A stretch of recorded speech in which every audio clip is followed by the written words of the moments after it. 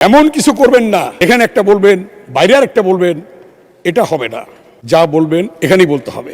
যদি বলেন মাননীয় বিরোধী দলের নেতা, এটা আমার বক্তব্য না, যেটা পার্থ সাহেব বলেছিলেন, এই বক্তব্য কার, কোত্থেকে আসলো, পত্রিকায় আসলো? মাননীয় স্পিকার, কি দোষ ছিল তারেক রহমানের? তার কোমর ভেঙে দিতে হবে? কি দোষ ছিল চোখ বেঁধে তাকে টানিয়ে উপর থেকে ফেলে দেবে?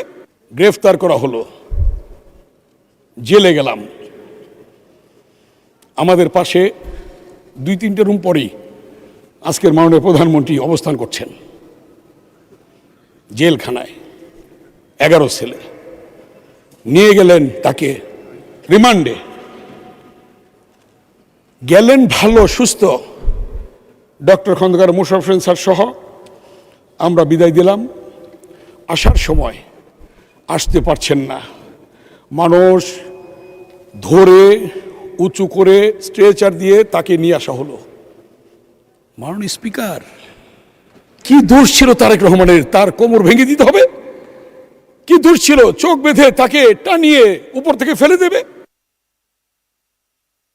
মাননীয় সদস্য, আসলে আপনি ডাকসুর ভিপি ছিলেন, সাবেক ছাত্রনেতা, অনেক বলতে পারবেন, বাট সময়ের সংকীর্ণতা সংসদে আছে। তারপরে সবকিছু বিবেচনা নিয়ে আপনাকে আর 3 মিনিট দেওয়া হলো। 3 মিনিটের মধ্যে আপনার বক্তব্য শেষ করতে হবে। 3 মিনিট প্লিজ। ঠিক আছে মাননীয় স্পিকার, তার পরবর্তীতে জানেন তিনি চিকিৎসাধীন ছিলেন, বিদেশে চিকিৎসায় ছিলেন, এবং সেখান থেকে এই বাংলাদেশে এই 17 বছরের আন্দোলনে তিনি সেখান থেকে নেতৃত্ব প্রদান করেছেন, আমাদেরকে সেখান থেকে নির্দেশ দিয়েছেন। তার প্রতিধ্বনি ছিল, তার আওয়াজ ছিল যে বিনা ভোটের এমপিদেরকে সংসদ থেকে বের করতে হবে।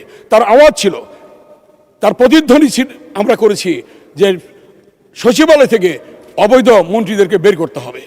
তার আওয়াজ ছিল, সেই প্রতিধ্বনি নিয়ে আমরা এগিয়ে গিয়েছি মাঠে। আমরা বলেছি অবৈধ ভোটচোর শেখ হাসিনাকে বের করতে হবে গণভবন থেকে। সেটাই কিন্তু হয়েছে। এই আন্দোলন সংগ্রাম, ইলিয়াস আলী আজকে কোথায়? ইলিয়াস আলীর সন্তানরা আজকে তার বাবার কবর জিয়ারত করতে পারবে না। কোথায় তার কবর বলেন? সবচেয়ে ক্ষতিগ্রস্ত জিয়া পরিবার, সবচেয়ে ক্ষতিগ্রস্ত বিএনপি। সুমনের কবর কোথায়? চৌধুরী আলমের কবর কোথায়? কে দেবে এর জবাব? মাননীয় স্পিকার, তাই আজকে বলতে চাই, মাননীয় প্রধানমন্ত্রী যে উদ্যমে, যেভাবে ফ্যামিলি কার্ড, কৃষক কার্ড, খাল খনন, কৃষকদের ঋণ মৌকুফ সহ বিভিন্ন বিষয়ে বাংলাদেশের যিনি প্রত্যন্ত অঞ্চলে ঘুরে বেড়াচ্ছেন, কাজ করছেন, তাকে সহযোগিতা করুন। কারণ জিয়াউর রহমান কিন্তু 79 সালে আপনাদেরকে রাজনীতি করার সুযোগ দিয়েছে। মাননীয় স্পিকার, 2001 সালে বেগম খালেদা জিয়া আপনাদের গাড়িতে পতাকা তুলে দিয়েছে। অতএব জিনিসটা বুঝতে হবে। অতএব এদেশে অবশ্য ইতিহাস আছে। একদিকে মীর জাফর, মীর মদন, মোহনলাল, আরেকদিকে মীর জাফর। আমি শুধু এই কথাটি স্মরণ করে দিতে চাই যে এমন কিছু করবেন না, এখানে একটা বলবেন বাইরে আর একটা বলবেন, এটা হবে না। যা বলবেন এখানেই বলতে হবে। যদি বলেন মাননীয় বিরোধী দলের নেতা, এটা আমার বক্তব্য না, যেটা পার্থ সাহেব বলেছিলেন, এই বক্তব্য কার, কোত্থেকে আসলো, পত্রিকায় আসলো? অতএব সেই বক্তব্যগুলি আমাদের নেতা, যেমন মাননীয় সংসদ নেতা এবং মাননীয় প্রধানমন্ত্রী আমাদেরকে বলেন, সকলে ধৈর্য সহকারে সুশৃঙ্খলভাবে আপনারা বক্তব্য দেবেন, কথা বলবেন। ঠিক আপনাদেরও মাননীয় বিরোধী দলের নেতা, আপনাদেরও সেই সব নেতাদেরকে বলা উচিত যে বক্তব্যগুলি সেভাবে দেওয়া উচিত।